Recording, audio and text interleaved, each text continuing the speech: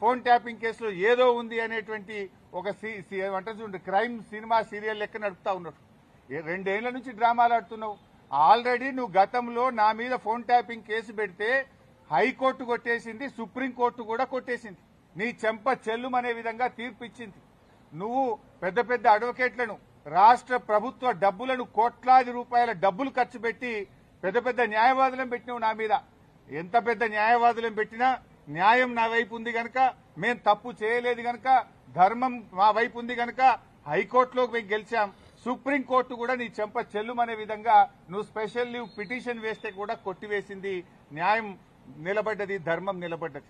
అయినా నువ్వు మళ్ళీ పిలుస్తున్నావు. సుప్రీంకోర్టే కొట్టేసి ఇంకా మళ్ళీ పిలుచుడేంది డ్రామా? ఏంది డ్రామా? ఎన్ని రోజులు ఈ డ్రామా నడుపుతావు? 2 సంవత్సరాలు దాటిపోయింది. అంటే ఒక కంటిన్యూస్ గా ప్రజల్ని ఎంగేజ్ చేయాలని, మీడియాను డైవర్షన్ చేయాలని, ప్రజల అటెన్షన్ డైవర్షన్ చేయాలని నువ్వు ఎంత డైవర్షన్ చేసినా నేను ఎడవం. నీ బొగ్గు కుంభకోణం గురించి నిలదీస్తూనే ఉంటాం. నువ్వు ఆంధ్రాకు అమ్ముడుపోయిన విధానాన్ని నిలదీస్తూనే ఉంటాం. ఎల్టీపీ పాలసీ ఇండస్ట్రీ కుంభకోణం గురించి నిలదీస్తూనే ఉంటాం. నీ పవర్ స్కామ్ గురించి నిలదీస్తూనే ఉంటాం. నీ యొక్క అవినీతి బాగోతాలు అన్ని కూడా బయట పెడుతూనే ఉంటాం. 6 గ్యారంటీల కోసం తెలంగాణ ప్రజల పక్షాన నిన్ను ప్రశ్నిస్తూనే ఉంటాం, నిలదీస్తూనే ఉంటాం. నేను ఈరోజు